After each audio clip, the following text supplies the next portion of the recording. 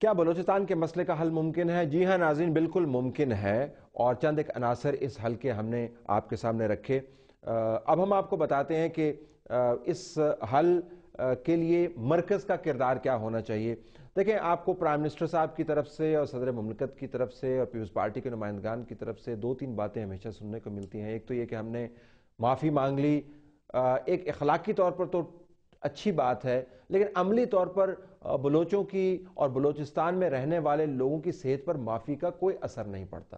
معافی سے ان کی تن پر کپڑا نہیں آ جاتا، معافی سے ان کے لیے امپلائمنٹ اپرچونٹیز نہیں بن جاتی، معافی سے ان کو بزنس کرنے کے مواقع نہیں فراہم ہوتے، معافی سے ان کو جان کا تحفظ نہیں۔ معافی اخلاقی طور پر تو ایک اچھی بات ہے، لیکن عملی طور پر اس کا فائدہ نہیں ہے۔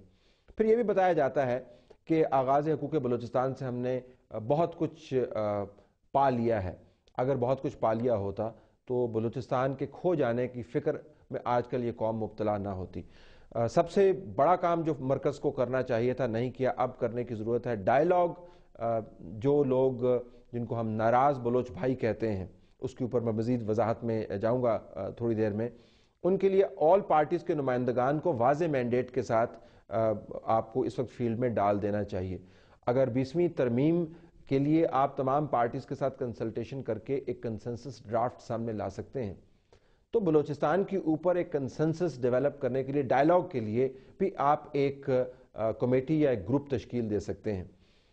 اس گروپ کا مینڈیٹ بڑا واضح ہونا چاہیے کہ آپ کو ان لوگوں سے ڈائیلاگ کرنا ہے جو کسی بھی وجہ سے مرکز سے نالاں ہیں اور اس وقت سوچ رہے ہیں کہ پاکستان کے ساتھ رہنے میں کوئی ان کو فائدہ نظر نہیں آ رہا، لیکن انہوں نے اپنا ذہن نہیں بنایا ہوا اس حوالے سے۔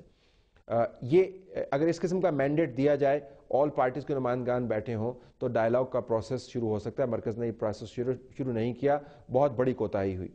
پھر آغاز حقوق بلوچستان پر کتنا مؤثر عمل درآمد ہوا۔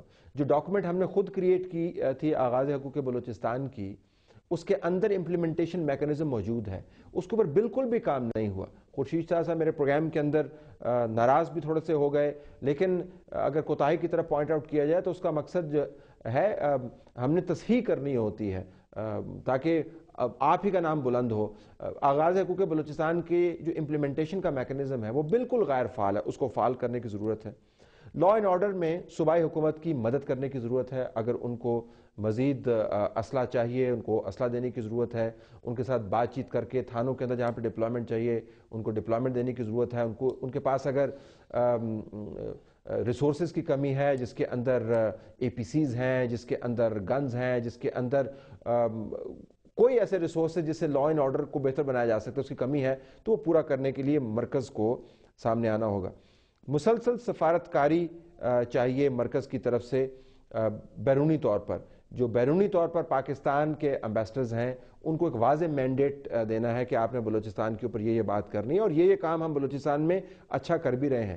اندرونی طور پر اگر کہیں پر انسانی حقوق کی خلاف ورزیاں ہوتی ہیں، جو ماضی میں ہو چکی ہیں، ان کا تو کیسز چل رہے ہیں، جو ہو رہی ہیں یا ممکنہ طور پر ہو سکتی ہیں، ان کا فوری نوٹس لینے کی ضرورت ہے۔ اور سب سے اہم باتیں ناظرین دو اور ہیں جو مرکز کو کرنے کی ضرورت ہے، کہ دہشت گردی اور ناراضگی کے اندر جو فرق ہے اس کو واضح طور پر اب بیان کرنا ہوگا۔ یہ نہیں ہو سکتا کہ دہشت گردی جو مرکز کے بنائے ہوئے قوانین پر پوری اترتی ہے، دہشت گردی کے ایکٹس، ان کو آپ ناراضگی کے ساتھ نتھی کر کے ان کو اوور لک کر دیں۔ ناراضگی کا معیار کیا ہے، ناراض بلوچ کون ہے اور دہشت گردی میں کون لوگ ملوث ہیں، اب مرکز کو اس کے اوپر واضح لائن کھینچنی ہوگی۔ آپ دونوں کو گڈبڈ نہیں کر سکتے، اور قانون کی بالادستی کے لیے واضح مینڈیٹ بھی مرکز کو دینا ہوگا۔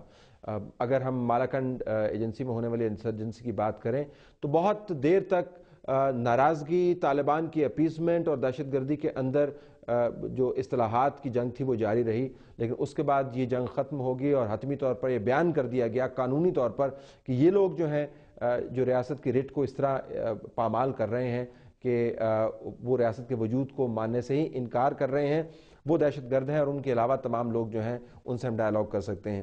اس قسم کا فریم ورک آرمی نہیں بنا سکتی، نہ ہی اس کو بنانا چاہیے، انٹیلیجنس ایجنسیز نہیں بنا سکتی، نہ ہی ان کو بنانا چاہیے۔